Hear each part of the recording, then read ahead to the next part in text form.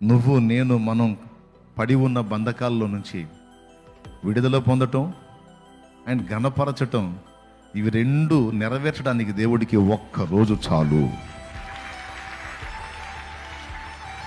ఎన్ని రోజులు కావాలి? Only one day. ఒక్క రోజు చాలు మన గతిని, స్థితిని, పరిస్థితిని మార్చడానికి. ప్రతి ఉషోదయం, ప్రతి శుభోదయం ఆ ఆశని, ఆ విశ్వాసాన్ని, ఆ నిరీక్షణని